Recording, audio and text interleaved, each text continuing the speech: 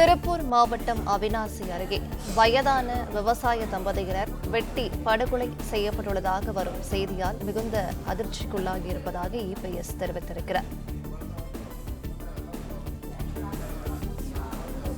திருப்பூர் மாவட்டம் அவிநாசி அருகே வயதான விவசாய தம்பதியினர் வெட்டி படுகொலை செய்யப்பட்டுள்ளதாக வரும் செய்தி அதிர்ச்சி அளிப்பதாக இபிஎஸ் தெரிவித்திருக்கிறார். விவரங்களை செய்தியாளர் ராஜகுமாரன் வழங்கிட கேட்கலாம். ராஜகுமாரன் வணக்கம், மேலும் விவரங்கள்.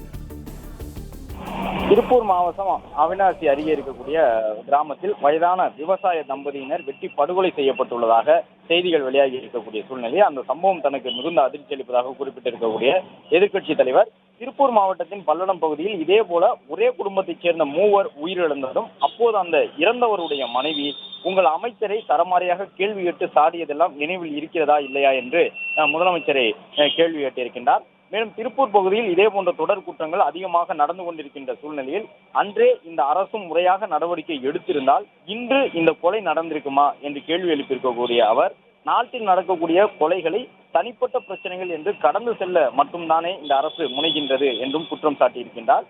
வருமுன் காப்பதும் இல்லை, பட்டும் திருந்துவது இல்லை என்ற நிலையில் சட்டம் ஒழுங்கை சரிகட்ட நிலைக்கு இட்டு சென்று மக்களின் உயிரை கையில் பிடித்துக் கொள்ளக்கூடிய அளவிற்கு தனிமனித பாதுகாப்பை கேள்விக்குறியாக்கி இருக்கின்றது திமுக அரசு என்று குற்றம் சாட்டியிருக்கின்றார். விவசாய தம்பதி கொலையில் தொடர்புள்ளோர் மீது கடுமையான நடவடிக்கை எடுக்க வேண்டும் என்று வலியுறுத்தி இருக்கக்கூடிய எதிர்க்கட்சி தலைவர், தனது ஆட்சியில் நடக்கக்கூடிய தவறுகளை எடை போட மறக்க யாரோ கதை வசனம் எழுதி கொடுக்க திசை திருப்பும் நாடகங்களில் நடிக்க முதலமைச்சர் கிளம்பி இருக்கின்றாரா என்றும் விமர்சித்திருக்கின்றார்.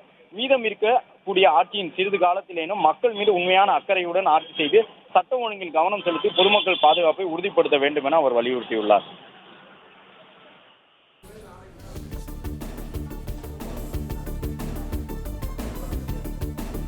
விவரங்களை வழங்கியமைக்கு நன்றி ராஜகுமாரன்.